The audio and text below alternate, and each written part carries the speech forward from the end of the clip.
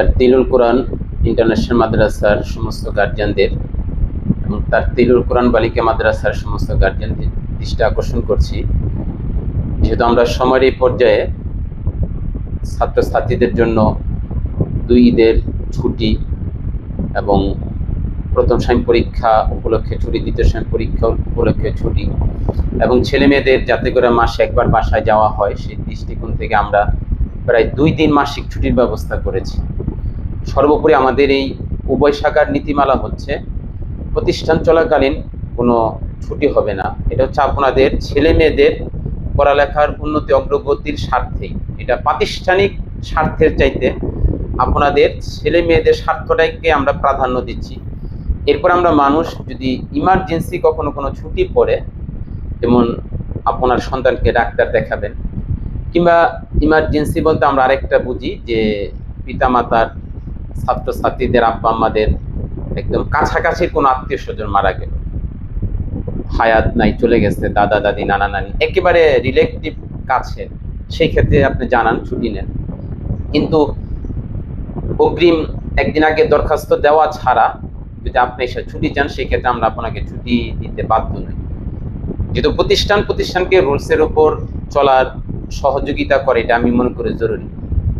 এবং আপনি আপনার সন্তানকে যে প্রতিষ্ঠানে পড়ান তাদের ব্যক্তিগত প্রাতিষ্ঠানিক রুলস আছে, এবং আপনি সন্তানকে পড়ানোর ক্ষেত্রে সেই রুলসকে প্রাধান্য দেওয়া, সেই রুলসকে সম্মান জানানো আপনার সন্তানের পড়ালেখার উন্নতি অগ্রগতির অন্যতম মাইল ফলক।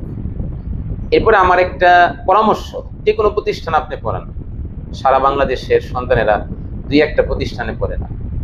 সারা বাংলাদেশের হাজার হাজার লক্ষ লক্ষ স্টুডেন্ট ছাত্রছাত্রী তারা 2-1টা প্রতিষ্ঠানে পড়ে না। আর নিয়ম নীতি ছাড়া কোনো প্রতিষ্ঠান সেটা প্রতিষ্ঠানের কাতারে পড়ে না, প্রতিষ্ঠানের রুলসের মধ্যে পড়ে না। কারণ আপনারাও শিক্ষিত, বিভিন্ন প্রতিষ্ঠানে পড়েছেন, আমরাও অনেক বড় বড় প্রতিষ্ঠানে পড়ার চেষ্টা করেছি। নিয়ম নীতি থাকা মানে প্রতিষ্ঠানের সার্বিক উন্নতি অগ্রগতি একটা লক্ষ্য। এই জন্য এটা আমার ব্যক্তিগত পরামর্শ, যে প্রতিষ্ঠানে পড়ান প্রতিষ্ঠানের রুলসকে সম্মান জানানো। যদি আপনার ব্যক্তিগত প্রতিষ্ঠানের রুলস পছন্দ না হয়, হাজার হাজার মাদ্রাসা আছে, স্কুল আছে, বছরের শেষ আপনি আপনার সন্তানকে সেখানে ভর্তি করাইলেন। কারণ প্রতিষ্ঠানের রুলস নিয়ম কানুনকে সম্মান জানানো এটা আপনার সন্তানের পড়ালেখার উন্নতি অগ্রগতির জন্য বিশাল একটা মাইল ফলক।